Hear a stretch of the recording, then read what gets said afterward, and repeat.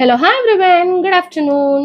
ನಿನ್ನೆ ವಿಡಿಯೋನಲ್ಲಿ what is acid reflex ಅಂತ ತಿಳ್ಕೊಂಡ್ವಿ ಅಂಡ್ ಹಾರ್ಟ್ ಬರ್ನ್ ಇಶ್ಯೂಸ್ ಏನಕ್ಕೆ ಬರುತ್ತೆ, ಹೆಂಗ್ ಬರುತ್ತೆ ಅಂತ ಅರ್ಥ ಮಾಡ್ಕೊಂಡ್ವಿ. ಇವತ್ತಿನ ವಿಡಿಯೋನಲ್ಲಿ ಆಸಿಡ್ ರಿಫ್ಲಕ್ಸ್ ಇಂದ ನಮ್ಮ ಡೈಲಿ ಲೈಫ್ಗೆ ಹೆಂಗ್ ಎಫೆಕ್ಟ್ ಆಗ್ತಾ ಇದೆ ಅಂತ ಅರ್ಥ ಮಾಡ್ಕೊಳ್ಳೋಣ.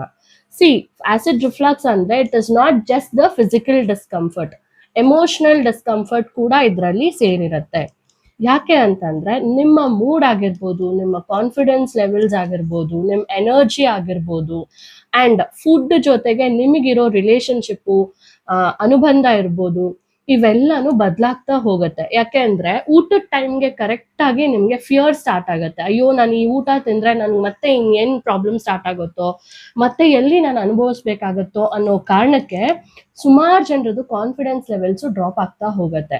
ಅಂಡ್ ಬೈ ಚಾನ್ಸ್ ಯಾವ್ದಾದ್ರು ಮನೆ ಫಂಕ್ಷನ್ಸ್ ಇರ್ಬೋದು, ಫೆಸ್ಟಿವಲ್ಸ್ ಇರ್ಬೋದು, ಇಲ್ಲ ಸೋಷಿಯಲ್ ಗ್ಯಾದರಿಂಗ್ಸ್ ಇರ್ಬೋದು, ಇದೆಲ್ಲದನ್ನು ಅವಾಯ್ಡ್ ಮಾಡ್ತಾ ಹೋಗ್ತಾರೆ. ಯಾಕೆ ಅಂದ್ರೆ ಎಲ್ಲರ ತರ ಅವರು ಫುಡ್ ನ ತಿನ್ನೋಕೆ ಆಗೋದಿಲ್ಲ ಅನ್ನೋ ಕಾರಣಕ್ಕೆ, ಅಂಡ್ ತಿಂದ್ರೆ ಅದರಿಂದ ಅವ್ರು ಏನ್ ಅನುಭವಿಸ್ಬೇಕಾಗತ್ತೋ ಅನ್ನೋ ಭಯಕ್ಕೆ.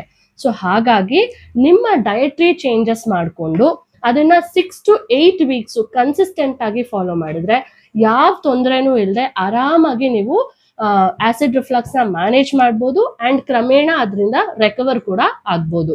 ಸೊ ಇವತ್ತಿನ ವಿಡಿಯೋನಲ್ಲಿ ಯಾವ್ಯಾವ ಫುಡ್ ನ ನೀವು ಅವಾಯ್ಡ್ ಮಾಡಬೇಕು, ಅವಾಯ್ಡ್ ಮಾಡಿದ್ರೆ ನೀವು ಹೆಂಗ್ ಮ್ಯಾನೇಜ್ ಮಾಡ್ಬೋದು ಅಂತ ತಿಳ್ಕೊಳ್ಳೋಣ.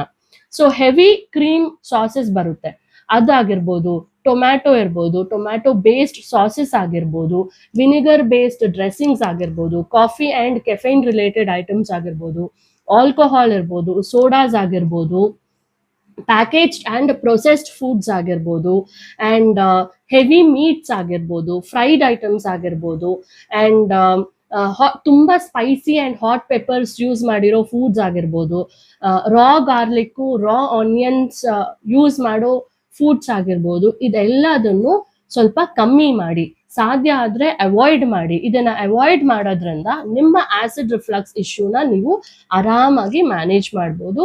ಅಂಡ್ ನಾನು ಹೇಳ್ದಂಗೆ 6 to 8 ವೀಕ್ಸ್ ಕನ್ಸಿಸ್ಟೆಂಟ್ ಆಗಿ ಈ ಡಯಟ್ರಿ ಚೇಂಜಸ್ ಮಾಡ್ಕೊಂಡ್ರೆ ಅದರಿಂದ ಕ್ರಮೇಣ ನೀವು ರೆಕವರ್ ಸಹ ಆಗ್ಬೋದು.